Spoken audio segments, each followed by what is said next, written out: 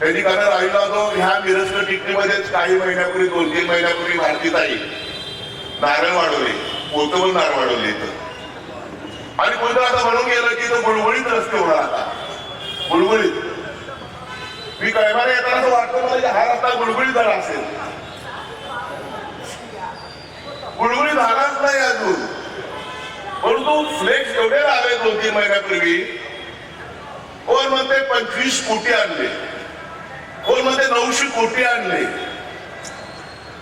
आणि असे कोटी महिन्यानंतर मला वाटते की कोल्हापूर म्हणजे सगळं नंदनवन झालं, सुद्राम सपना झालं, परंतु कळंब्याने इथं येईल तोपर्यंत कळंब्यापर्यंत ना इथं येईल तोपर्यंत आमचे सरनोबत सांगते नगर येत आहे त्याच्यामुळे तर रिसर्च होतं जायचं नाही याचं म्हणलं आता कारण गुळगुळीत रस्ते झाले ना मला ते, पण टायर गुळगुळीत झाले, आमचे रस्ते गुळगुळीत झाले अजून. वा इथं नारळ वाढवले काही लोकांनी आमच्या इथं. आणि किती वर्ष कोल्हापुरात फसवायचं तुम्ही काम करणार आहात, कशासाठी करताय फसवायचं काम तुम्ही? कोल्हापूरची जनता आता विडी राहिलेली नाहीये.